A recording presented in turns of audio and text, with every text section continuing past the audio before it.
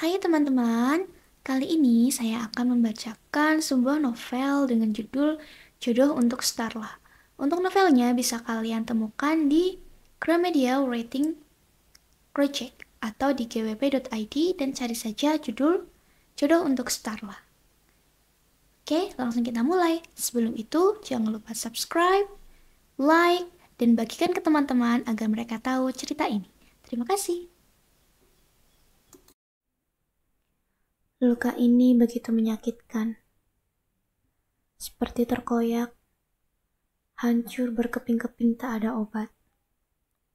Sesak, perih, berdarah tapi tak nampak.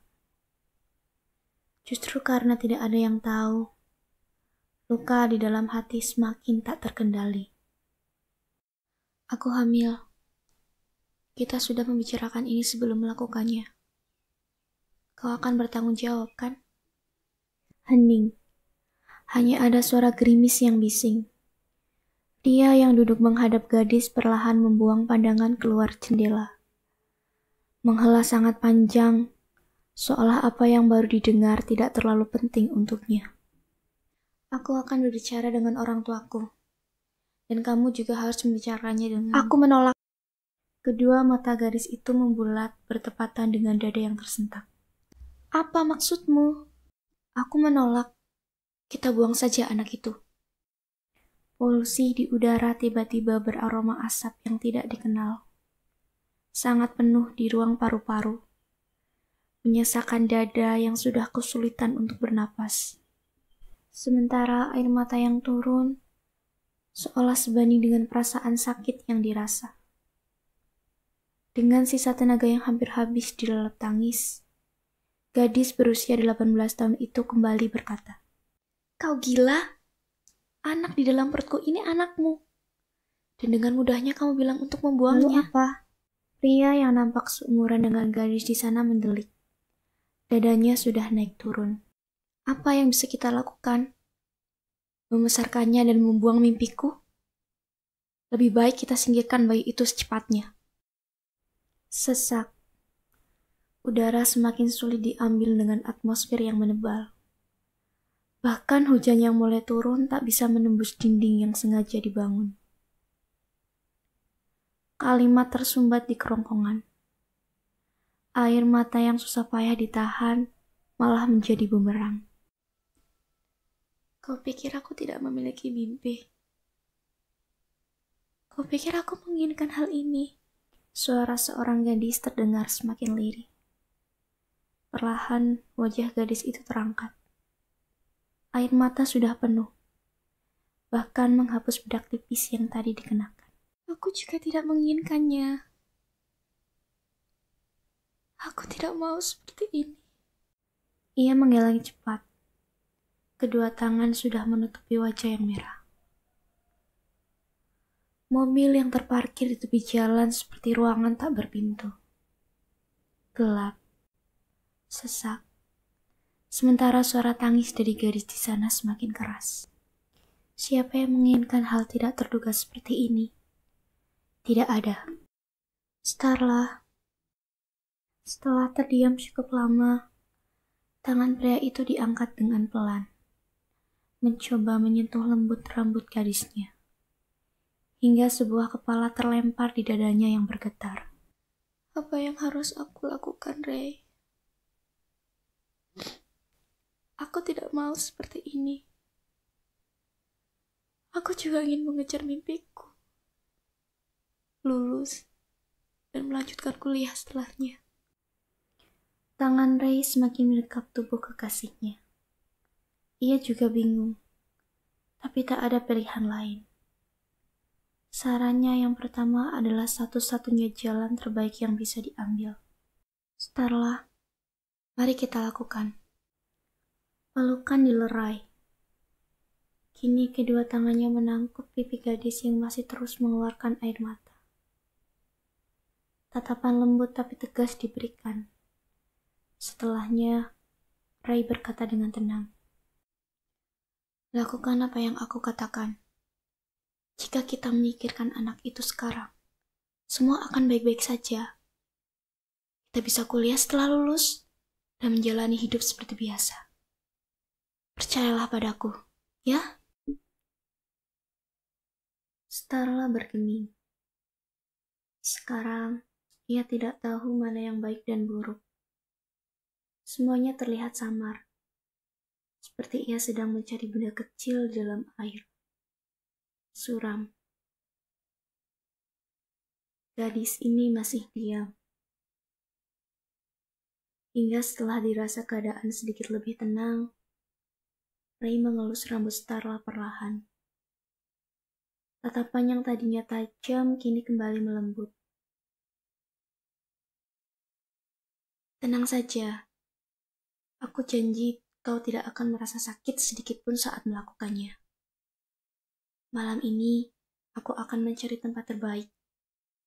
Kalau perlu, kita bisa pergi ke luar negeri. Masih tak ada jawaban. Lagi-lagi Starla terjebak di antara kebimbangan. Apapun keputusan yang akan diambil, semuanya tidak terasa benar. Ray kembali menarik Starla ke dalam pelukan. Memberikan belayan lembut penuh kasih sayang. Ia juga menenangkan. Jangan khawatir. Aku akan menemanimu dan memastikan semuanya baik-baik saja. Sekarang, kau aku antar pulang? Dalam kata yang masih belum keluar, gadis itu mengangguk pelan. Entah ia mengiyakan saran dari kekasihnya, atau sudah terlalu lelah setelah apa yang mereka bahas sebelumnya. Pria yang duduk di belakang kemudi tersenyum. Sangat tenang, tidak sepanik saat baru mendengar kabar. Lalu ketika mobil melaju cukup kencang, jarak yang cukup jauh akhirnya terlewati dan keduanya tiba di depan rumah mewah berlantai 2. Sabuk pengaman dilepas. Sesaat, Starla menunduk seolah tak ingin turun. Namun sekali lagi, kekasihnya dengan mudah meyakinkan. Istirahatlah dengan baik. Akhir pekan, aku janji akan menemanimu melakukannya. Starla hanya mengangguk tanpa suara. Belayan kembali diberikan oleh Ray. Sampai jumpa saat upacara kelulusan besok. Pastikan kau menutupi mata sembabmu itu. Kemudian, pembahasan menegangkan sore tadi seperti berakhir begitu saja. Kalimat dan kesepakatan searah hilang bersamaan dengan mobil yang perlahan pergi. Bulannya menggantung indah seolah mengejek gadis yang berbaring di atas ranjang dengan pikiran melayang entah kemana. Bahkan suara ketukan di pintu kamar sama sekali tidak terdengar. Sampai-sampai seorang wanita parubaya menerobos masuk karena tak kunjung mendapat sahutan. Sayang, apa yang sedang kamu pikirkan? Sesuatu mengganggumu? Sedikit terkejut, Starla bangkit dengan panik. Tangan refleks menarik selimut menutupi perutnya yang belum membesar sedikit pun. Tidak ada? Kapan mama masuk? Maya, wanita yang kini duduk di depan Starla terdiam sejenak. Setelahnya tersenyum dengan lembut. Jadi, apa ada hal yang sedang dipikirkan anak mama ini? Sampai-sampai tidak mendengar saat dipanggil berkali-kali. Starla tersenyum kecut dan menggeleng. Aku hanya merasa sedih. Besok upacara kelulusanku, Mah. Ucapnya, berbohong. Kau benar. Waktu cepat sekali berlalu. Anak mama yang dulu masih sering menangis, siapa sangka sebentar lagi akan menjadi mahasiswi. Kalimat barusan semakin mengoyak hati Starla yang sudah hancur. Air mata sekuat tenaga ditahan. Tatapan bangga dari sang ibu benar-benar membuatnya kewalahan. Benarkah ia akan menjadi mahasiswi jika wanita di hadapannya tahu yang sebenarnya? Maafkan aku, Ma, ucap Starla dengan lirih. Aku mungkin akan membuat Mama dan Papa kecewa. Meski tidak terlalu mengerti dengan yang diucapkan putrinya, Maya menggenggam tangan Starla dengan lembut. Starla, apa yang kamu katakan? Bagaimana kamu bisa mengecewakan kami? Kamu adalah anak yang patut dibanggakan. Tatapan seduh yang diberikan sang ibu semakin membuat Starla merasa bersalah. Alih-alih merasa tenang untuk mengaku, keberaniannya justru hilang sepenuhnya. Gadis ini menangis tanpa mengatakan apa. Setelah cukup tenang, Maya berdiri dari ranjang. Mama tidak akan bertanya lebih jauh. Tapi ingat, kau bisa menceritakan apapun. Mama akan selalu berada di sisimu. Mengerti? Lalu saat anggukan setuju diberikan, sang ibu tersenyum dan keluar dari kamar, meninggalkan putrinya yang semakin digerogoti oleh perasaan yang tak bisa dijelaskan. Kemudian, upacara kelulusan berlangsung dengan lancar. Tak ada hal yang rumit yang terjadi setelah itu. Hingga pada akhirnya, akhir pekan datang. Starla duduk dengan mata terus menatap perut. Belum ada yang berubah. Ia bahkan ragu jika sekarang ada benih bayi di dalam sana. Sementara koper sudah tergeletak di depan pintu. Apakah tidak apa jika Mama menyingkirkanmu sekarang, Nak? Ujar Starla dengan lirih. Tangan mengelus perut yang masih rata. Kami adalah orang tua yang sangat buruk. Pandangan Nanar dialihkan ke langit-langit kamar. Air mata tiba-tiba mengalir, melewati batasan yang selama ini ditahan. Aku tidak bisa memutuskan mana yang lebih baik. Ketika gadis itu masih menerawang jauh ke belakang, pintu kamar tiba-tiba dibuka dari luar. Starla, kau harus berangkat sekarang, atau akan ketinggalan pesawat.